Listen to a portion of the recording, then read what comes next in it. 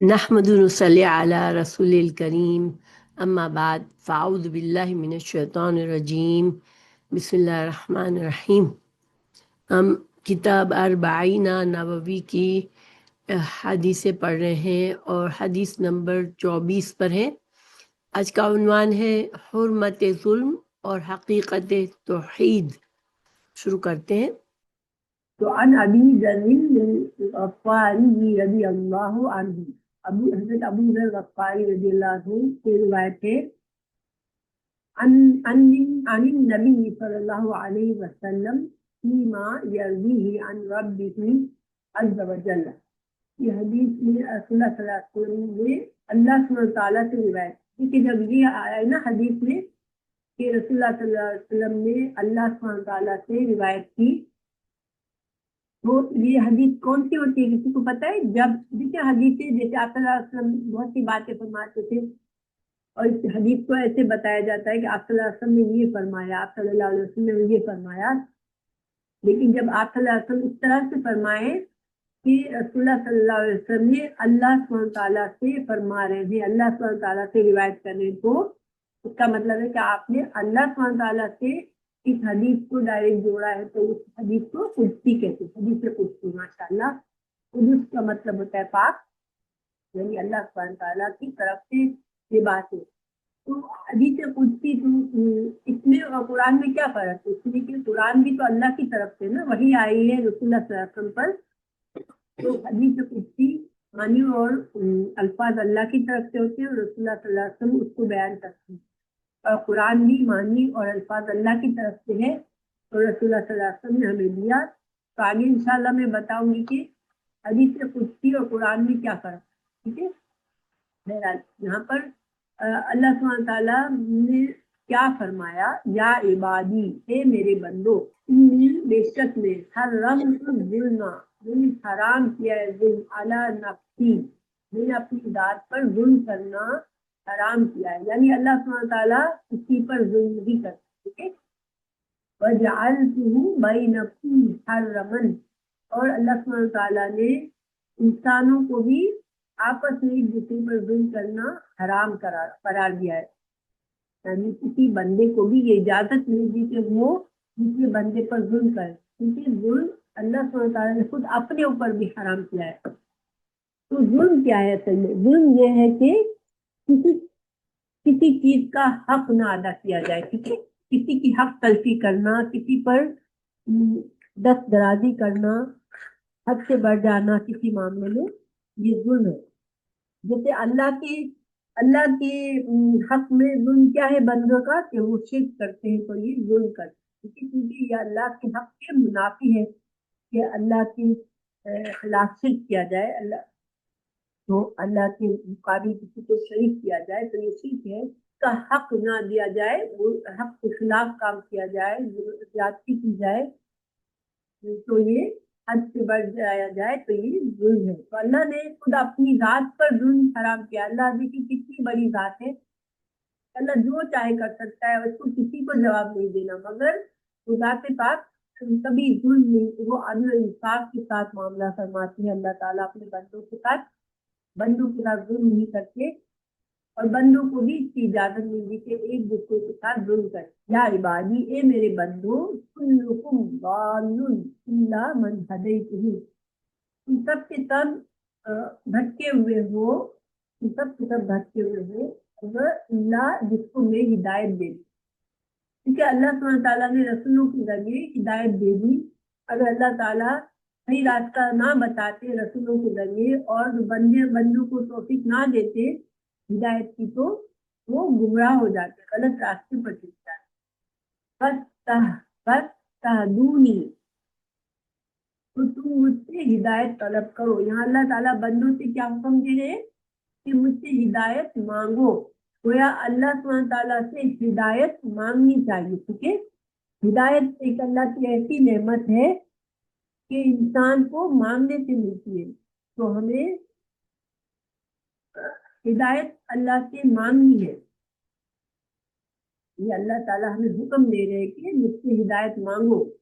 یا عبادی، اے میرے بندے، کلکم جائع الا من अतअमतुहु, तुम सब के सब भूखे हो सिवाय इसके भी जिसको मैं खाना खिलाओ। इसका क्या मतलब है कि हम जो रिस्क खाते हैं वो अल्लाह सुब्हानहू तआला की मर्जी से ही हमें मिलता है। अगर अल्लाह सुब्हानहू तआला ना चाहे तो हमें वो रिस्क नहीं मिल सकता। ठीक है, अल्लाह ताला ही राज़िक है तो हमें रिस्क देता है, वरना इंसान की भूख कोई नहीं मिटा सकता। ठीक है, फिर फस्ततइमूनी अतइमकुम, तुमको अगर रिस्क की कमी है तो क्या करो, तुम अपना रिस्क किससे मांगो, अल्लाह से मांगो। इंसान को अल्लाह बता रहे कि रिस्क मुझसे मांगो तुम। और देखिए अल्लाह सुब्हानहू तआला की रहमत है कि हमसे फरमा रहे कि तुम मांगो। इंसान, अगर इंसान को बहुत कुछ भी होता है तो ये पसंद नहीं होता कि कोई इससे हर वक्त मांगे, तो अल्लाह ताला हमें हुक्म दे रहे कि हम अल्लाह से रिस्क मांगे। देखिए ज्यादा रिस्क की ख्वाहिश जो है वो तो बुरी ख्वाहिश नहीं है, हम अल्लाह से मांग सकते हैं अल्लाह हलाल का रिस्क हमें, अल्लाह ताला हमें अच्छा पाकीज़ा रिस्क दे जिससे हम और से और नेक काम कर सकते हैं। क्योंकि इंसान के पास जितना ज्यादा रिस्क है उतना ज्यादा उसके पास नेकी करने के मौके भी है। कुल्लुकुम आरिन, तुम सब के सब नंगे हो, इल्ला मन करता हो तू, इल्ला सिवाय इसके जिसको मैं कपड़ा पहनाऊं, जिसको मैं लिबास पहनाऊं। तो लिबास भी जो है वो हमारा अल्लाह ताला ही की तरफ है। पर तक तुम मुझसे लिबास मांगो, अब मैं तुम्हें लिबास दूंगा। लिबास जो है एक जीनत है बंदों की, अल्लाह ने इंसान के नंगेपन को छुपाने के लिए लिबास को हम पर फर्ज किया है। और लिबास जो है अल्लाह की नेमत है जो अल्लाह ने हमें दिया है।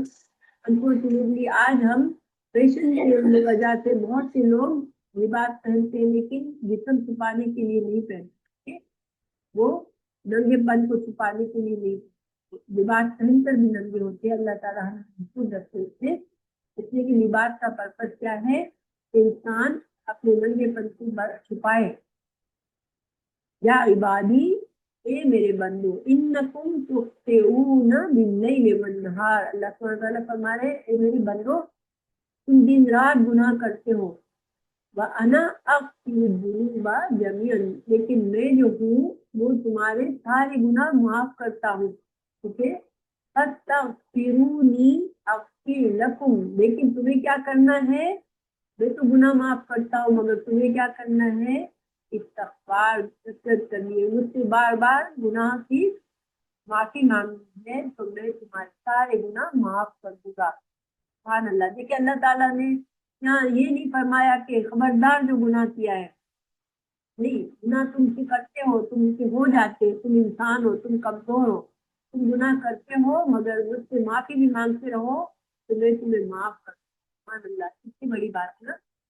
या इबादी, ए मेरे बंदो, इन्नकुम लन तबलुगु दर्रिन फतदुर्रुनी, ए मेरे बंदो तुम कभी भी उस मुकाम पर नहीं पहुंच सकते हो कि तुम मेरा कोई नुकसान करो, तुम मुझे कोई नुकसान पहुंचा सको। तुम बहुत, इंसान का तो कोई हैसियत नहीं है कि अल्लाह कोई भी ऐसा काम करके अल्लाह की मिल्कियत में, अल्लाह के लिए कोई नुकसान सीधा बात कर सके। वलन तबलुगु नफ़ई फतनफ़उनी, ना ही तुम में इस्तिताअत है, ना ही तुम उस मुकाम पर पहुंच सकते हो कि तुम मुझे कोई नफा दो। इसका क्या मतलब है कि इंसान जब गुनाह करता है या नाफरमानी करता है तो अल्लाह को कोई नुकसान नहीं देता, और ना ही हम इबादतें करते हैं, नेक काम करते हैं तो हमारा अल्लाह की जो मिल्कियत है, अल्लाह की जो बादशाहत है उसमें कोई भी हम इजाफा नहीं करते। ठीक है, अल्लाह ताला बेनियाज है, हमारे अमाल से, हमारे कामों से अल्लाह बेनियाज है, उसको हम कुछ भी नहीं दे सकते। या इबादी, ए मेरे बंदो, और कितनी प्यार से अल्लाह ने हर दफा या इबादी कहा है, मेरे बंदो, ए मेरे बंदो। कभी आपको एहसास होता है अल्लाह ताला हमसे कितना प्यार करते हैं कि मेरे बंदो है, मेरे बंदो कह के बात करें ना। या तो देखिए या इबाद, ए बंदो, इस तरह से कहते अल्लाह ताला ऐसे फरमाते तो ये भी फरमा सकते थे ना, ए बंदो, ए बंदो, ए बंदो, नहीं, अल्लाह ने क्या इबादी, ये मेरी बंदो। देखिए अगर हम किसी को पुकारते हैं प्यार से, अगर कुछ मेरे बच्चे इधर आ, تو اس میں کتنا پیار جھلکتا ہے نا. تو یہ اللہ سبحانہ تعالیٰ ہمیں یا عبادی کے بار بار پکار رہے ہیں. لو ان اولکم وآخرکم وانسکم وجنکم كانوا على اتقى قلب رجل واحد منکم. اگر ہو جائے تمہارا پہلا اور تمہارے پہلے اور تمہارے آخر سارے کے سارے لوگ اگر ہو جائیں بہت زیادہ ڈرنے والے، بہت زیادہ عبادت گزار اور بہت زیادہ فرما بردار بن جائے، یعنی کہ تمام دنیا کے جتنے بھی لوگ آئے سب کے سب اللہ کے فرما بردار، عبادت گزار اور نیک کام کرنے والے بن جائے، تو اللہ سبحانہ تعالیٰ فرما رہے ہیں کہ زیادہ ذالک فی ملکی سید، تو میری بادشاہت میں کوئی اور زیادہ بڑائی نہیں آ جائے گی. دیکھیے جب ایک بادشاہ ہوتا ہے دنیا میں، اگر اس کی رعایا ساری کی ساری اس کی فرما بردار ہے تو اس کا پاور بڑھتا ہے نا. اگر اس کی رعایا اس کے خلاف چلی جاتی ہے، اس کو پسند نہیں کرتی، تو اس کی حکومت کمزور ہو جاتی ہے نا. لیکن اللہ سبحانہ تعالیٰ کی بادشاہت ایسی ہے کہ نہ تمام بندے اگر اللہ کے فرما بردار بن جائے، یا اگر تمام بندے اللہ کے نافرمان ترین بندے بن جائے، تب بھی نہ اللہ کی بادشاہت میں بندوں کے عمل سے کوئی زیادتی آئے گی، نہ بندوں کے عمل سے کوئی نقصان آئے گا. ٹھیک ہے، یہ اللہ سبحانہ تعالیٰ غنی ہے، اللہ بے نیاز ہے. پھر اللہ تعالیٰ فرما رہے ہیں کہ اگر لو ان اولکم وآخرکم وانسکم وجنکم قاموا في صعيد واحد فسألوني فأعطيت كل إنسان مسألته ما نقص ذلك مما عندي إلا كما ينقص المخيط إذا أدخل البحر. اللہ تعالیٰ فرما رہے ہیں سبحان اللہ کہ اگر تم میں سے ہر ایک جتنے بھی انسان آئے ہو اور آخر تک جتنے آئیں گے سارے کے سارے لوگ ایک میدان میں کھڑے ہو جائے، پھر اللہ سے دعا مانگنا شروع کرے، اللہ مجھے یہ دے، اللہ مجھے یہ دے، اللہ مجھے یہ دے، اللہ سے نعمتیں مانگے، تو اللہ تعالیٰ فرما رہے ہیں کہ اگر میں ہر انسان کو وہ نعمت دے دوں جو وہ مانگ رہا ہے، تو بھی میری بادشاہت میں اتنی کمی ہوگی جتنا ایک سمندر کے اندر سوئی کو ڈال کے نکالا جاتا ہے. یعنی جن اور انسان، ہاں بالکل جن اور انسان سارے کے سارے اگر کھڑے ہو جائے ایک میدان میں اور اللہ سے دعا مانگنے لگے کہ اللہ مجھے یہ دے دے، اللہ مجھے یہ دے دے، اور اللہ سب کو دے دے جو وہ مانگ رہا ہے، تو اللہ کی بادشاہت میں کتنی کمی آئے گی کہ سمندر کے اندر سوئی ڈال کے اس کو نکالے تو سمندر میں جتنی کمی آتی ہے. دیکھیں سمندر میں سوئی ڈال کے نکالنے سے کیا سمندر میں کمی آتی ہے؟ سوئی میں تو ایک ڈراپ بھی نہیں لگتا ہے نا. سوئی ایسی چیز ہے کہ جو ایک ڈراپ بھی نہیں ٹک کر سکتی. پھر اللہ تعالیٰ فرما رہے ہیں کہ یا عبادی ہے میرے بندو، انما ہی اعمالکم احصیھا لکم ثم اوفیکم ایھا فمن وجد خیرا فالحمد للہ ومن وجد غیر ذلک فلا یلومن الا نفسہ. سبحان اللہ، بہت ہی اہم بات فرمائی.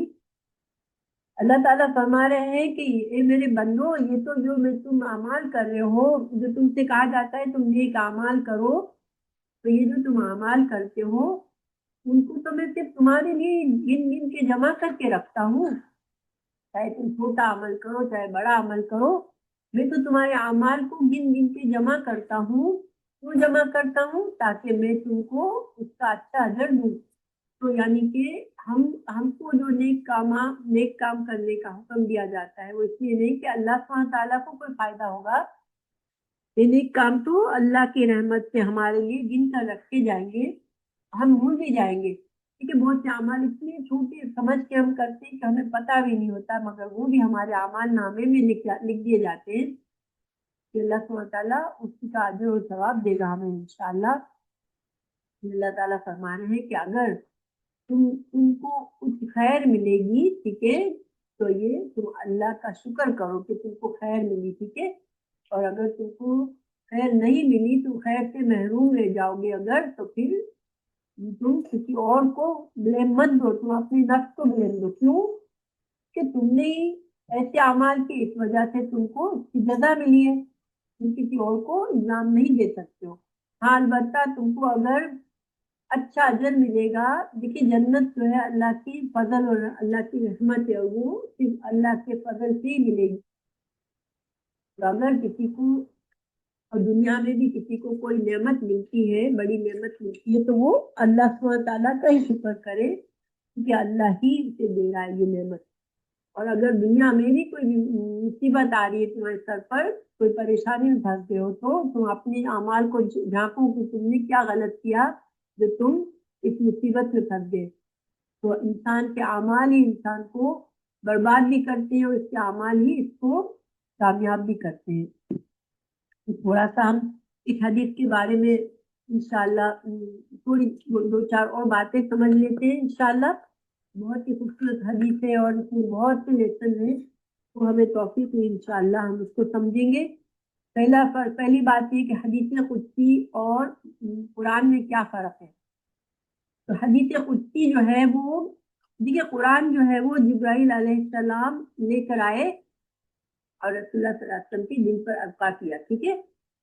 لیکن حدیث قدسی جو ہے وہ بھی اللہ کی طرف سے وحی ہے، مگر ہو سکتا ہے کہ اللہ تعالیٰ خواب کے ذریعے رسول اللہ صلی اللہ علیہ وسلم کو بتا دے۔ آپ کو پتہ ہے کہ خواب، اللہ رسولوں کے خواب سچے ہوتے ہیں، تو خواب کے ذریعے بھی بتا سکتے ہیں اللہ تعالیٰ، الہام بھی کر سکتے ہیں رسول صلی اللہ علیہ وسلم پر کہ کوئی فرشتہ نہیں آیا مگر اللہ نے رسول کے دل میں یہ بات ڈالی۔ تو حدیث قدسی اور قرآن میں پہلا فرق کیا ہے؟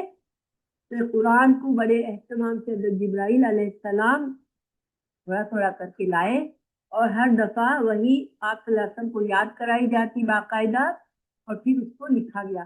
لیکن حدیث قدسی جو تھی اس کے لیے ضروری نہیں تھا کہ فرشتے اس کو لے کر نازل ہو، یہ ایک بات الہام کر دی جاتی رسول اللہ صلی اللہ علیہ وسلم کے دل میں، آپ کو خواب کے ذریعے بھی بتایا جا سکتا تھا، ٹھیک ہے۔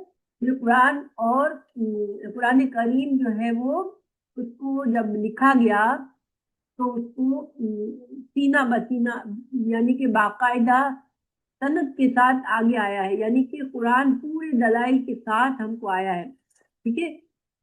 قرآن پر کوئی شک کی گنجائش ہی نہیں ہے۔ اس کو آپ صلی اللہ علیہ وسلم کے زمانے میں صحابہ کرام، بے شمار صحابہ کرام نے اس کو زبانی یاد کر لیا، پھر اس کے بعد کے دور میں بے شمار لوگوں نے زبانی یاد کیا، اور آج بھی دنیا میں بے شمار لوگ قرآن کو زبانی یاد کرتے ہیں۔ اور قرآن ہر دور میں کبھی ایسا وقت نہیں آیا کہ کسی کو پتہ ہی نہیں ہے قرآن کیا ہے، اور پھر کئی سالوں کے بعد قرآن کو ڈھونڈا گیا اور پھر سب نے اس کو یاد کیا، نہیں۔ جیسے دوسرے مذاہب میں جیسے تورات اور انجیل کا تھا کہ وہ ان کو تباہ کر دیا گیا، جلا دیا گیا، کئی سالوں کے بعد ان کے علماء نے بیٹھ کر اس کو جمع کیا جو کچھ ان کو یاد تھا، اور اس میں کچھ چیزیں اپنی بھی ملا دی۔ لیکن قرآن کے ساتھ الحمدللہ کبھی بھی ایسا لمحہ نہیں آیا 1400 سال میں کہ کوئی کہے کہ کسی کو پتہ ہی نہیں ہے، سارے مسلمان غافل ہیں کہ قرآن کیا چیز ہے، نہیں۔ قرآن کے حافظ ہر دور میں اللہ نے بے شمار حافظ پیدا کیے، تو قرآن میں کوئی شک کی گنجائش نہیں ہے۔ البتہ حدیث قدسی جو ہے وہ صحیح بھی ہو سکتی ہے اور وہ جھوٹی بھی ہو سکتی ہے۔ کہتے ہیں کہ حدیث قدسی کی چین دیکھی جائے گی، سند دیکھی جائے گی، اگر اس کی سند صحیح ہے، اگر اس کی سند صحیح ہے تو پھر وہ صحیح ہے، اگر اس کی سند میں خرابی ہے تو پھر وہ اس پر یقین نہیں کیا جائے گا، ٹھیک ہے۔ یعنی حدیث قدسی کو جس طرح دوسری حدیثوں کے ساتھ معاملہ ہوتا ہے کہ ان کو چیک کیا جاتا ہے کہ صحیح ہے یا غلط، پھر اس پر عمل کرتے ہیں، اسی طرح کوئی ہم کو آ کر کے بھی حدیث قدسی اور ہم جلدی جلدی اس کو مان لیں، ایسا نہیں ہوتا، ٹھیک ہے۔ آج بھی بہت سی ایسے حدیث کتابوں میں حدیث قدسی کہہ کر لکھی گئی ہے مگر وہ صحیح حدیث نہیں ہے۔ اس کے لیے تحقیق ضروری ہے کہ صحیح سند کے ساتھ آئی ہو حدیث، ٹھیک ہے۔ یہ بات بہت اہم ہے کہ ہم کتابوں میں کوئی بھی ہمیں کہہ دے کہ یہ تو ہم نے یہ حدیث ہے اور ہم اس کی بات کو چپ چاپ نہیں مان سکتے جب تک ہمیں شیور نہ ہو جائے کہ یہ حدیث صحیح ہے، یہ ضروری ہے۔ اچھا، قرآن میں چیلنج ہے، اللہ نے چیلنج کئی جگہ پہ رکھا ہے کہ ایسا قرآن لے کر آؤ، ایک آیت لے کر لے کر آؤ، لیکن کوئی کبھی ایک آیت بھی ایسی بنا کر نہیں لا سکا. لیکن حدیث قدسی کے بارے میں ایسا کوئی چیلنج نہیں ہے. کچھ لوگوں نے یہ جسارت بھی کی ہے کہ جھوٹی حدیثیں بھی گڑھ دی ہیں اور اس کو صحیح حدیث قدسی کہہ دیا ہے. یہ قرآن کی نماز میں تلاوت کی جاتی ہے. نماز میں جو ہم پڑھتے ہیں قرآن کی تلاوت اس طرح سے حدیث کی تلاوت نہیں ہوتی ہے. ٹھیک ہے. یہ قرآن دنیا کو آیت اور جملہ، جیسے قرآن میں جیسے آیت کہتے ہیں، ہر جملے کو آیت کہتے ہیں، اور ہر آیات کے مجموعے کو سورت کہتے ہیں. اس طرح سے حدیث قدسی میں کوئی جملے اور صورتیں نہیں ہوتی. قرآن کریم تلاوت کرنے میں ایک ایک حرف کو 10 نیکیاں ملتی ہے، جبکہ حدیث قدسی کی تلاوت کی کوئی اس طرح سے کوئی ہمیں پرامس نہیں ہے کہ ہم ایک لفظ بولے کہ ہمیں 10 نیکیاں ملیں. ٹھیک ہے. اللہ سبحانہ وتعالیٰ حدیثوں کے پڑھنے پر بھی اجر و ثواب دے سکتے ہیں، کیونکہ یہ حدیث بھی ہمیں اللہ کے رسول صلی اللہ علیہ وسلم کی طرف سے ملی ہے. ہم اس کو پڑھتے ہیں تو ہمیں اجر و ثواب ضرور ملے گا. لیکن جس طرح قرآن کے ہر حرف پر 10 نیکیوں کا وعدہ ہے، اس طرح سے حدیث قدسی میں نہیں ہے. ٹھیک ہے. تو یہ کچھ باتیں ہیں جو ہم کو حدیث قدسی کے بارے میں پتہ چل رہی ہے. اچھا، پھر اللہ سبحانہ تعالیٰ بندوں پر ظلم نہیں کرتا. یا اللہ نے بتایا اس حدیث سے ہمیں یہ پتہ چلا کہ اللہ نے ظلم اپنے اوپر حرام کیا ہے. تو قرآن کی کئی آیات میں اللہ نے ہمیں بتایا ہے اس بات کو. اللہ تعالیٰ نے سورہ نام میں فرمایا کتب علی نفسہ الرحمہ، اللہ نے رحمت کو اپنے اوپر فرض کر دیا ہے. دیکھیے اللہ سبحانہ تعالیٰ کی رحمت ہے کہ اپنے بندوں پر بھی اللہ نے رحمت کو اپنے اوپر فرض کر دیا ہے، کہ یعنی کہ کبھی ہم یہ نہیں کہہ سکتے کہ اللہ کی طرف سے رحمت میں کمی نہیں ہوتی کبھی بھی بندوں پر. ٹھیک ہے. کتب ربکم علی نفسہ الرحمہ، یہ سورہ انعام میں پھر سے آئی آیت دوسری جگہ پر. پھر اللہ تعالیٰ نے فرمایا وَرَبُّكَ الْغَنِيُّ ذُو الرَّحْمَةِ، تمہارا رب غنی ہے، رحمت والا ہے. پھر فرمایا فَإِن كَذَّبُوكَ فَقُلْ رَبُّكُمْ ذُو رَحْمَةٍ وَاسِعَةٍ، اگر یہ لوگ تمہاری تکذیب کرے تو کہہ دے کہ رب وسیع رحمت والا ہے. پھر اللہ تعالیٰ نے دوسری جگہ فرمایا پھر کہف میں قیامت کے دن ہر شخص کا نام اعمال اس کے سامنے رکھ دیا جائے گا. مجرمین اس میں درج اعمال سے خوف کھائیں گے اور کہیں گے ہائے افسوس، اس کتاب کو کیا ہے، کیسی کتاب ہے کہ اس میں کوئی عمل بھی نہیں چھوڑا، سب اس میں درج ہے. تو یہ لوگ جو کچھ دنیا میں کر چکے وہ سب وہاں موجود پائیں گے. لیکن انسان کے برے اعمال ہی سارے اعمال ہمیں پیش کر دیے جائیں گے، چاہے انسان کر کے بھول بھی گیا ہو.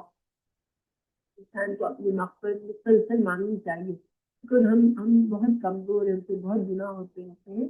ہمیں اپنی ہمیشہ فکر کرنی چاہیے، کیونکہ اللہ تعالیٰ فرماتا ہے تمہارا رب کسی پر ظلم نہیں کرے گا، یعنی کہ جو انسانوں کے برے اعمال کا بدلہ ہی ان کو دیا جائے گا برا. اللہ تعالیٰ نے جس جگہ فرمایا فَمَن يَعْمَلْ مِثْقَالَ ذَرَّةٍ خَيْرًا يَرَهُ وَمَن يَعْمَلْ مِثْقَالَ ذَرَّةٍ شَرًّا يَرَهُ. یہ زلزال میں ہے کہ چھوٹا سے چھوٹا ذرے برابر بھی نیکی کرنے والے کو نیکی دکھا دی جائے گی اس کی، اور برے عمل کرنے والے کو ذرہ برابر برائی بھی اس کو دکھا دی جائے گی. تو اس طرح بہت سی آیات ہیں ماشاءاللہ. لیکن سب کا خلاصہ کیا ہے کہ اللہ سبحانہ تعالیٰ عادل ہے، اللہ تعالیٰ ظلم نہیں کرتا. اگر بندے پر کوئی برائی دنیا میں یا آخرت میں آئے گی تو وہ کہ بندے کے اپنے اعمال کی وجہ سے. پھر اللہ تعالیٰ نے آگے ہدایت اللہ کی بہت بڑی نعمت ہے. اللہ تعالیٰ نے ہمیں ہر نماز میں ہدایت مانگنے کی تو سکھایا ہے. کوئی بتائے گا مجھے ہم ہدایت کیسے مانگتے ہیں اللہ سے؟ ہر نماز میں، ہر نماز کی ہر رکعت میں ہم کو سکھایا گیا ہے کہ ہدایت کی دعا مانگنی ہے. ہم کیسے کہتے ہیں اہدنا الصراط المستقیم. ٹھیک ہے. یہ ہم سورہ فاتحہ پڑھتے ہیں نا، سورہ فاتحہ کی آیت ہدایت کی دعا ہے، اہدنا الصراط المستقیم، یا اللہ مجھے صراط المستقیم کی رہنمائی فرما دے. تو دیکھیں اس سے ہمیں یہ بھی پتہ چلتا ہے کہ اللہ کی جتنی نعمتیں وہ ہمارے لیے نعمتیں ہیں، مگر سب سے بڑی نعمت جس کو اللہ نے ہمیں خاص خود سے سکھایا کہ تم مجھ سے مانگو، وہ کیا ہے؟ وہ ہدایت ہے. ٹھیک ہے. تو ہدایت کا ہمیں بہت زیادہ اللہ سے سوال کرنا چاہیے. اور قرآن میں بھی جب سورہ فاتحہ کی آیت پڑھے تو खास तवज्जो से सोचे कि मैं अल्लाह से हिदायत मांग कर सवाल कर रही हूँ। ठीक है, अल्लाह ताला आप सबको हिदायत नसीब करे। कि अल्लाह ताला ने कुरान में फरमाया कि तमाम अंबिया को भी अल्लाह ही ने हिदायत दी थी। अल्लाह ताला ने सारे अंबिया का नाम लिया सूरह नाम में, और फिर फरमाया आखिर में कि हमने इन सबको सुना और सिरात मुस्तकीम की रहनुमाई की, यानी कि खुद अंबिया भी अल्लाह ही के मोहताज थे कि अल्लाह ही ने उनको सुना और अल्लाह ही ने उनको हिदायत दी। फिर अल्लाह ताला से हिदायत ऐसी चीज है कि उसको जिस बंदे ने नहीं मांगा वो बड़ा नुकसान है उसका। और फिर दूसरी बात ये कि हिदायत अल्लाह ही की तरफ से आती है, हम चाहे तो किसी को हम हिदायत नहीं दे सकते। अल्लाह सुब्हानहू तआला ने अपने रसूल सल्लल्लाहु अलैहि वसल्लम से भी कहा कि इन्नका ला तहदी मन अहबब्ता वलाकिन्नल्लाह यहदी मन यशा। अल्लाह ताला ने फरमाया कि जब रसूलुल्लाह सल्लल्लाहु अलैहि वसल्लम की चाचा हजरत अबू तालिब मुसलमान नहीं हो रहे थे तो हजरत रसूलुल्लाह सल्लल्लाहु अलैहि वसल्लम को बहुत दुख था। अल्लाह ताला ने फरमाया कि आप जिसे चाहे उसको हिदायत नहीं दे सकते, ये तो हिदायत देना अल्लाह का काम है। अल्लाह ही हिदायत दिलों को फेरने वाला है, अल्लाह ही हिदायत देने वाला है। तो हमें मुसलसल ये कॉन्शियसली दुआ करनी चाहिए कि अल्लाह हमें हिदायत पर रखे, हमारी औलाद को, हमारे शोहरों को, हमारे तमाम खानदान को, तमाम मुसलमानों को अल्लाह सुब्हानहू तआला हिदायत की दौलत की नवाज दे। अगर हिदायत मिल गई तो सबसे बड़ी दौलत मिल गई। फिर अल्लाह ताला ने हमें ये भी बता दिया सूरह आराफ में कि जन्नत के लोग जन्नत में जब जाएंगे तो अल्लाह का शुक्र करेंगे कि अल्लाह ने हमें हिदायत दी थी, इस वजह से हम आज जन्नत में पहुंचे हैं। तो कहेंगे अल्हम्दुलिल्लाहिल्लज़ी हदाना लिहादा मा कुन्ना लिनहदिया लौला अन हदाना अल्लाह। अगर अल्लाह हमें हिदायत ना देते तो हम हिदायत नहीं पा सकते थे। अल्लाह सुब्हानहू तआला ही की हिदायत की। हमें दुनिया में इस आयत को दुनिया में कैसे समझ सकते हैं? कभी हम अपने आप को बहुत नेक ना समझे, ना कभी दूसरों को नाउन समझे, तो ये तो बेकार लोग हैं, ये तो बुरे लोग हैं, ये तो ऐसे करते हैं, ये तो ऐसे करते हैं, ये तो हिदायत याफ्ता नहीं है। नहीं, हमें अल्लाह से उनके लिए दुआ जरूर मांगनी चाहिए, मगर उन पर तनकीद हमें नहीं करनी चाहिए। क्यों? तो ये अल्लाह का हम पर एहसान है, हमें अल्लाह से शुक्र अदा करना चाहिए कि अल्लाह ने हमको हिदायत दे दी, और हमें दूसरों के लिए दुआ मांगनी चाहिए। और जब हमें अल्लाह हिदायत दे दी तो हमें क्या कहना चाहिए? रब्बना ला तुज़िग़ क़ुलूबना बअद इज़ हदैतना। अल्लाह जब तूने हमें परवरदिगार हमें जब तूने हिदायत दे दी तो फिर हमारे दिलों को अब इस हिदायत से मत मोड़ना। ये दुआ बहुत कसरत से मांगने की जरूरत है, क्योंकि इंसान का दिल मुसलसल बदलता रहता है। जब अल्लाह ने हिदायत दी तो इंसान को फख्र महसूस नहीं करना चाहिए कि ओहो मैं तो इतना नेक आदमी हूँ, मैं तो ये भी करता हूँ, मैं तो ये भी करता हूँ। नहीं, बल्कि और झुक जाए इंसान और अल्लाह से आजिज़ी करे और अल्लाह से मांगे, अल्लाह और अल्लाह से दुआ करे, अल्लाह तुम उसकी नेमत मत छीनना, अल्लाह तूने मुझे हिदायत दी है, मुझे तो हिदायत से मत फेरना। ठीक है, ये दुआ बहुत मांगनी चाहिए, अल्लाह ने खुद सिखाई हमें आले इमरान में। फिर रिस्क भी हमें ये यकीन रखना चाहिए कि अल्लाह ही राज़िक़ है। अगर इंशाअल्लाह हम ये तवक्कल करेंगे तो इंसान हराम से बचेगा, क्योंकि जब बंदा अल्लाह से हलाल रिस्क मांगेगा तो अल्लाह उसको हलाल रिस्क देगा। ठीक है, कि हर इंसान का रिस्क अल्लाह ने मुकर्रर किया है। लेकिन बंदा जल्दबाजी करके हराम ले लेगा, हराम की तरफ उठाएगा कदम, तो अल्लाह उसको वही रिस्क हराम तरीके से देगा। तो वो हराम चीज उसके लिए दुनिया और आखिरत का बना देगी। इसलिए हमेशा अल्लाह से हलाल रिस्क की दुआ करते रहना चाहिए और जल्दी करके हराम की तरफ नहीं बढ़ना चाहिए। ठीक है, इंशाअल्लाह हराम से हमें बचना चाहिए। फिर अल्लाह ही है जो हर परिंदे को, चरिंदे को, हर मखलूक को अल्लाह ही रिस्क देता है। और रिस्क की दुआ मांगना इसमें कोई बुराई नहीं है। अल्लाह से ज्यादा रिस्क मांगे, अल्लाह हमें देगा इंशाअल्लाह, हमें खुश होकर देगा इंशाअल्लाह, हमें मांगना चाहिए। ठीक है, फिर लिबास अल्लाह ने जीनत बनाया है बंदों के लिए और सतर ढांपने का जरिया बनाया है। तो हमें लिबास मांगना भी चाहिए अल्लाह से। अच्छा लिबास पहनने में भी कोई बुराई नहीं है अगर अल्लाह ने हमें दिया है, लेकिन लिबास का असल पर्पस सतर को ढांपना है, ये ध्यान रखना है। ठीक है, हम लिबास हमेशा ऐसा बनाए ना इतना चुस्त होके जिसम का एक ही हिस्सा पता चले, खासतौर से औरतों के लिए। اور نہ ایسا باریک ہو کہ جسم نظر آئے، کیونکہ جسم کا چھپانا جو ہے وہ اصل پرپز ہے، اور زینت انسان کی خوبصورتی اسی میں ہے کہ انسان اپنے ننگے پن کو اچھی طرح سے لباس کو چھپائے، ٹھیک ہے؟ اور سب سے بہتر تقویٰ کا لباس ہے۔ اور تقویٰ کے لباس سے کیا مطلب ہے کہ انسان کا رہنا اٹھنا بیٹھنا سوچ ہر چیز ہر معاملہ ہر بات میں اس کو احساس ہو کہ میرا اللہ مجھے دیکھ رہا ہے، تو وہ ہر چیز میں اللہ کی پسند ناپسند کا خیال رکھے۔ یہ نئے لباس کے پہننے وقت کی دعا بھی ہے، اس لیے میں نے یہ فائل آپ لوگوں کو دی ہے، انشاءاللہ آپ لوگ ہاں برائی سے بچے، بالکل آپ لوگ اس کو یاد کرنے کی کوشش کیجیے گا انشاءاللہ۔ الحمدللہ الذی کسانی ھذا علی التوبہ ورزقنیہ من غیر حول منی۔ تمام تعریف اللہ کے لیے جس نے میری کسی محنت اور قوت کے بغیر مجھے یہ لباس عطا کیا۔ دیکھیں انسان سمجھتا ہے میں کماتا ہوں میں یہ کرتا ہوں، وہ اس کو یہ سمجھنا چاہیے کہ اللہ ہی دینے والا ہے، ٹھیک ہے؟ استغفار ہر وقت استغفار کرنا چاہیے، کیونکہ اللہ سبحانہ تعالیٰ نے ہمیں بنایا ہے، وہ جانتے ہیں، انہوں نے اس حدیث میں ہمیں کیا بتایا کہ میرے بندے تو دن رات گناہ کرتا ہے، دیکھیے ہم سب اللہ تعالیٰ جانتے ہیں، اس کا مطلب ہے ہم دن رات گناہ کرتے ہیں، ٹھیک ہے؟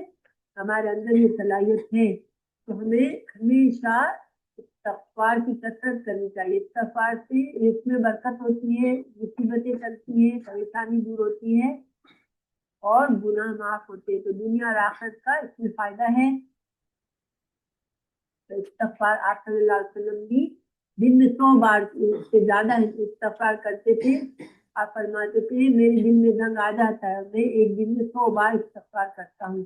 تو سبحان اللہ، جب رسول اللہ صلی اللہ علیہ وسلم جو کہ معصوم تھے، اگر آپ صلی اللہ علیہ وسلم 100 بار دن میں استغفار کرتے تھے، پھر ہم بندے کہاں ہیں، ہمیں تو کرنا چاہیے نا۔ پھر سب سے جو ایک استغفار ہے، ایک استغفار ہے جو بڑا مفید ہے، جس سے گناہ سارے گناہ معاف ہو جاتے ہیں، وہ ہے استغفر اللہ الذی لا الہ الا هو الحی القیوم واتوب الیہ۔ تو اس کو بھی یاد کر لیں انشاءاللہ اور کثرت سے مانگیں۔ پھر آپ صلی اللہ علیہ وسلم نے ایک سید الاستغفار سکھایا ہمیں، یہ بھی بہت ہی اس کے بھی بہت ضروری ہے، صبح شام استغفار کو پڑھنے والا اگر صبح کو پڑھتا ہے اور رات سے پہلے مر جاتا ہے تو اس کی مغفرت ہو جاتی ہے، اور اگر رات کو سونے سے پہلے پڑھتا ہے تو پھر رات میں اگر مر گیا تو اس کی مغفرت ہو جائے گی، اور یہ صبح اور شام پڑھنے کی دعاؤں میں سے ہے، اس کو یاد کریے انشاءاللہ۔ اللہم انت ربی لا الہ الا انت خلقتنی وانا عبدک وانا علی عہدک ووعدک ما استطعت اعوذ بک من شر ما صنعت ابوء لک بنعمتک علی وابوء بذنبی فاغفر لی انہ لا یغفر الذنوب الا انت۔ انشاءاللہ اس دعا کو یاد کرنے اور صبح شام اس کی عادت ڈالیں۔ اس کا ترجمہ ہے اے اللہ تو میرا رب ہے، تیرے سوا کوئی سچا معبود نہیں، تو نے مجھے پیدا کیا ہے، میں تیرا عاجز بندہ ہوں، اور میں تیرے ساتھ کیے ہوئے عہد اور وعدے پر اپنی استطاعت کے مطابق قائم ہوں۔ اور ہمارا یہ وعدہ کون سا ہے؟ لا الہ الا اللہ، ٹھیک ہے؟ اللہ کو صرف اللہ کو اللہ ماننا۔ میں نے جو خطائیں کی ہے ان کے وبال اور تیری پناہ چاہتا ہوں، تو نے مجھ پر جو احسانات کیے ہیں میں ان کا اقراری ہوں، اور مجھے اپنے گناہوں کا بھی اعتراف ہے، یا اللہ مجھے بخش دے کیونکہ تیرے سوا کوئی بخشنے والا نہیں۔ تو یہ دعا بہت ہی اہم ہے، اس کو ضرور یاد کریں اگر یاد نہیں ہے۔ پھر اللہ سبحانہ تعالیٰ نے فرما دیا کہ میرے بندو تم مجھے کوئی نفع نہیں پہنچا سکتے نہ کوئی نقصان پہنچا سکتے، تو یہ ایک مسلمان کا عقیدہ ہونا چاہیے کہ انسان اللہ بے نیاز ہے، ٹھیک ہے؟ اور اللہ بادشاہ ہے، ہمارے اچھے اور برے اعمال سے اللہ کا کوئی نقصان نہیں ہے، اللہ کا کوئی بگاڑ ہم نہیں کر سکتے۔ تو اللہ سبحانہ تعالیٰ نے ہمیں جو نیک اعمال کے لیے کہا ہے وہ صرف ہمارے فائدے کے لیے کہا ہے، تو اگلے پچھلے سب لوگ نیک و صالح ترین بن جائے. اللہ تعالیٰ فرمائے تم سارے کے سارے لوگ نیک بن جاؤ تب بھی کوئی فائدہ نہیں، اور سارے کے سارے لوگ اگر نیک بن جاؤ تب نقصان نہیں. گویا ہم اچھے اور برے کس کے لیے بنتے ہیں؟ اپنے ذاتی فائدے کے لیے. تو جب جس بات میں ہمارا فائدہ ہے تو اس میں کیوں کریں ہم؟ ٹھیک ہے نا. اگر ہم نیکی کرنے میں ہمارا ہی فائدہ ہے، اللہ سبحانہ تعالیٰ کا کوئی اس میں وہ نہیں ہے، تو ہم پھر کیوں نیکی نہیں کرتے؟ دنیا میں کیا ہمارے فائدے کے کام سے ہم پیچھے رہتے ہیں؟ ہمیں پتہ چلتا ہے فلاں جگہ ہماری پسندیدہ چیز تھوڑی سستی مل رہی ہے تو ہم بھاگتے ہیں اس طرف. ہمیں پتہ چلتا ہے کہ فلاں تعلیم حاصل کرنے سے فلاں جاب مل جائے گی تو ہم اپنے بچوں کو اس میں جانے کے لیے سوچ سکتے ہیں. ہم کئی سال بچوں سے محنت کرواتے ہیں، اسکول بھیجتے ہیں تاکہ وہ اچھا ان کا فائدہ ہو، اچھی زندگی گزارے. تو پھر ہم کیوں نہ اپنی دنیا اور آخرت دونوں کو اللہ کی فرمانبرداری سے سدھاریں؟ اس سے ہمارا ہی فائدہ ہے. پھر اللہ سبحانہ تعالیٰ کی نعمتیں بے شمار ہے. اللہ تعالیٰ اگر ہم سب کی دعاؤں کو قبول کر لے، تمام انسانوں کی، تو اللہ کے خزانے کم نہیں ہوتے ہیں. اللہ تعالیٰ نے پھر ایک آخری فرمایا کہ اللہ تعالیٰ کی نعمتوں کو شمار کرنے اور لکھنے کے لیے اگر سمندر کی روشنائی ہو تو اللہ تعالیٰ کی باتیں، اللہ کی نعمتیں تمام ہونے سے قبل سمندر خوش ہو جائیں گے. بلکہ اگر اتنی روشنائی مزید ہو تب بھی اللہ کی نعمتوں کو شمار نہیں کیا جا سکتا. اللہ بے شمار. اللہ سے جب بھی کوئی ضرورت ہے ہمیں صرف اللہ کی طرف دوڑنا ہے، ٹھیک ہے، اور اللہ تعالیٰ سے اچھی امید رکھوں کہ اللہ ضرور دے گا. اگر میرے لیے یہ چیز بہتر ہے تو اللہ مجھے ضرور دے گا، ٹھیک ہے. اور ہمیشہ دعا بھی اسی طرح مانگے، خاص طور سے اللہ مجھے یہ فلاں کار دلا دے، اللہ مجھے یہ فلاں گھر دلا دے، اللہ مجھے یہ فلاں جاب دلا دے، اللہ مجھے یہ فلاں میرے بچوں کے لیے یہ شوہر دلا دے یا یہ والے آدمی سے اس کی شادی کرا دے. نہیں، ہمیں اللہ سے وہ مانگنا ہے. اللہ تو جانتا ہے میرے لیے کیا بہتر ہے، اگر اس چیز میں میرے لیے بہتری ہے تو مجھے وہ عطا کر دے. اور انشاءاللہ پھر اللہ سے امید رکھیں. اگر وہ چیز نہ ملی تو اس کا مطلب ہے ہمارے لیے وہ بہتر نہیں. یہ نہ کہیں کہ وہ میری دعا تو قبول نہیں ہوئی. نہیں، اللہ تعالیٰ کا وعدہ ہے، اللہ دعائیں قبول کرتا ہے. تو اگر چیز نہیں ملی تو اس کا مطلب ہے کہ میرا اس میں فائدہ نہیں تھا. ٹھیک ہے، ہم اپنے آپ کو مشکل میں نہ ڈالیں. خاص اسپیسیفک دعا مانگتے اللہ مجھے بس یہ والی نوکری دلا دے، اللہ مجھے بس یہ والا گھر دلا دے. یہ اس سے ہم اپنے آپ کو مشکل میں ڈالتے ہیں. ہمیشہ یہ دعا کریں اللہ جو میرے لیے بہتر ہے اگر تو مجھے یہ چیز دے. پھر اللہ تعالیٰ نے فرمایا دوسری جگہ، اگر سارے درخت قلم بن جائے، سمندر کا پانی روشنائی ہو جائے، اور اس کے علاوہ مزید 7 سمندر روشنائی کے ہو تب بھی اللہ کی باتیں، اللہ کے علم، اللہ کی حکمتیں مکمل نہیں ہوتی. اللہ تعالیٰ نے دوسرے کا فرمایا اگر تم میری نعمتوں کو گنو تو تم نہیں گن سکو گے.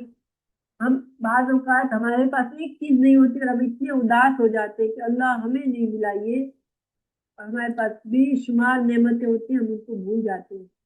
ہمیشہ جب بھی کبھی نا امیدی کا احساس ہو کہ میرے پاس یہ نہیں ہے، اس کا خود کو بیٹھ کے اللہ کی نعمتیں گنوا لیں. ٹھیک ہے، انشاءاللہ کہ اللہ نے مجھے یہ بھی دیا، اللہ نے مجھے یہ بھی دیا، اللہ نے مجھے یہ بھی دیا ہے. تو جو چیز نہیں ہے تو اس کا غم ہٹ جائے گا، اور جو چیز نہیں ہے تو شاید ہمارے حق میں بہتر یہی تھا کہ ہمارے پاس وہ چیز نہیں ہے. پھر رسول اللہ صلی اللہ علیہ وسلم نے فرمایا کہ اللہ کا دایاں ہاتھ نعمتوں سے بھرا ہوا ہے اور وہ دن رات اس میں سے خرچ کرتا رہتا ہے. اس کے باوجود اس کے خزانوں میں کوئی کمی نہیں ہوتی. ذرا دیکھو غور کرو، کب سے زمین اور آسمان پیدا کیے اس وقت سے اب تک اس میں کچھ بھی کمی نہیں آئی. سبحان اللہ. یہ بخاری کی حدیث ہے. پھر اللہ تعالیٰ نے اس حدیث میں ہمیں فرمایا کہ اللہ غنی ہے تو ہمیں اللہ سے امید رکھنی ہے اور اللہ سے مانگنا ہے، اور جو بھی کچھ نیک کام کرنے اپنے لیے کرنے ہیں. پھر اگر انسان کے ساتھ برا ہو رہا ہے تو کبھی اللہ پر الزام نہ دے کہ اللہ نے مجھے کیسی زندگی دی ہے، میرے ساتھ یہ مشکل ہے، میرے ساتھ یہ بیماری ہے، میرے ساتھ یہ پریشانی ہے، میرے ساتھ یہ تنگی ہے. نہیں، اللہ سبحانہ تعالیٰ سے ہمیشہ الحمدللہ کہیں. کیوں کہ ہمیں جب کچھ مشکلات آتی ہیں تو ہمیں اپنے اندر جھانکنا ہے کہ हमने क्या बुरा किया है। तो हमेशा अपने अंदर झांकना है कि मुझ पर ये परेशानी क्यों आई है, और इस्तग़फ़ार की कसरत करनी है, तो अल्लाह ताला हमारी परेशानियों को दूर करेगा। मगर कभी बैठ के शिकवा शिकायत अल्लाह के खिलाफ ना करे कि अल्लाह ने मुझे कैसी किस्मत दी, अपनी किस्मत को कभी बुरा ना कहे, ठीक है। फिर अल्लाह ताला जो है, ये मेरे बंदो तुम्हारे अमाल मैं महफूज करता हूँ। गोया हम जो भी काम करते हैं इस उम्मीद के साथ करें कि ये मेरी नेकी अल्लाह ताला ने लिख ली, ठीक है, संभाल ली मेरे लिए। तो इंशाल्लाह नेकी के काम करना मुश्किल नहीं लगेगी हमें, और हमारा दिल में और शौक होगा कि हम नेकी के काम और जल्दी से करें। क्यों? क्योंकि एक एक चीज को अल्लाह ताला बड़ी एहतियात से संभाल के रख रहे हैं हमारे लिए, कि हमें आखिरत में इसका अजर सवाब देंगे।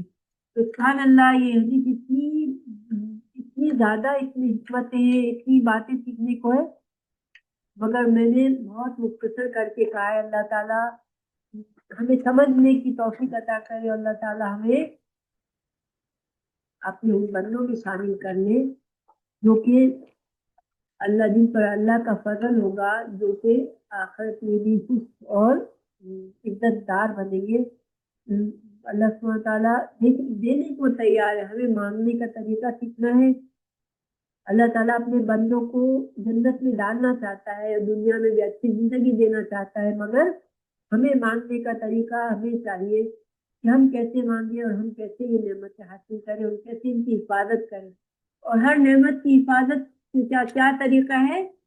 अल्लाह की नेमत से पहली बात शुक्रगुजार बने, फिर उस नेमत का इस्तेमाल अल्लाह की फरमाबरदारी के साथ करें, ठीक है। ये बहुत जरूरी है कि अल्लाह की नेमतों की कदर क्या है कि उसका इस्तेमाल अच्छी तरह करें, तकब्बुर ना करें, फखर ना करें, और एहसास करें कि अल्लाह ने मुझे ये चीज दी है। इंशाअल्लाह और अल्लाह सुब्हानहू तआला से कसरत से इस्तग़फ़ार करें, और हर लम्हा अपने गुनाहों की फिक्र करें कि अल्लाह ताला कभी ये ना सोचे कि भाई मैं तो अच्छी इंसान हूँ, मैं सब कुछ सही करती हूँ। हमें मुसलसल इस्तग़फ़ार करना है। जब रसूलुल्लाह सल्लल्लाहु अलैहि वसल्लम दिन में 100 बार करते थे, तो हमें भी 100 बार करना चाहिए इस्तग़फ़ार। सुबह शाम में इंशाअल्लाह दुआ में इस्तग़फ़ार को भी शामिल कर लें, और ये जो इस्तग़फ़ार की दुआ है उसको जरूर याद करें इंशाअल्लाह। बहुत अहम दुआ है कि इंसान इसको पढ़ के अगर दिन के दौरान मरेगा तो जन्नत में जाएगा, और रात के दौरान रात को पढ़ के सोएगा तो रात को मर गया तो जन्नत में जाएगा। सुभान अल्लाह, ये बहुत बड़ी रहमत है हमारे लिए। एक बार हदीस का तर्जुमा अच्छी तरह पढ़ लेते हैं ताकि ये बातें हमें थोड़ा सा हमारे जहन में याद रहे।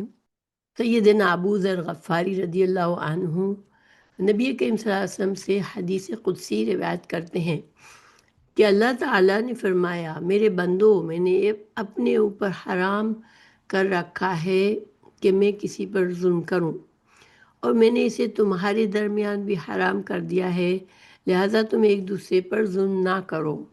मेरे बंदो, तुम सब गुमराह हो सिवाय इसके जिसे मैं हिदायत दूं, बस तुम मुझसे हिदायत तलब करो, मैं तुम्हें ज़रूर हिदायत दूंगा। मेरे बंदो, तुम में से हर एक भूखा है सिवाय इसके जिसे मैं खाना दूं।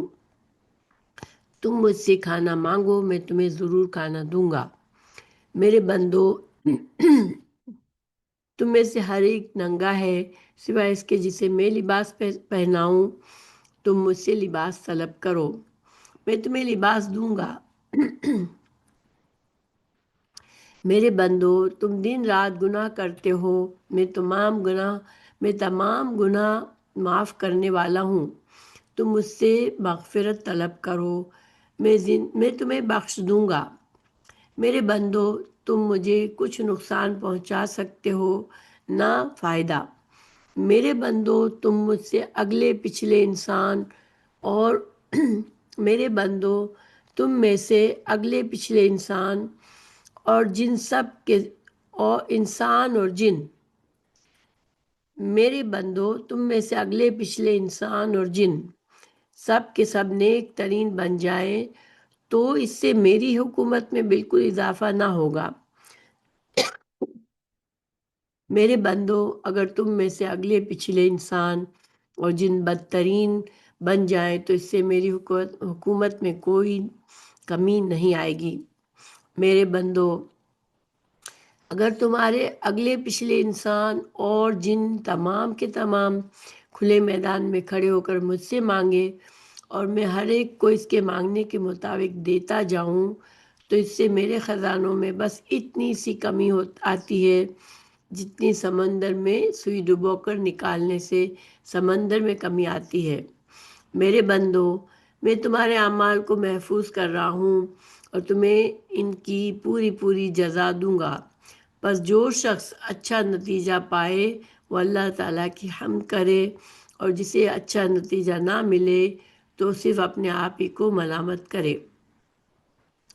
تو اس میں بہت ساری نصیحتیں فرمائی اللہ سبحانہ تعالیٰ نے ہمیں، اور یہ بہت زیادہ ایک طرح سے جامع اس میں باتیں ہیں۔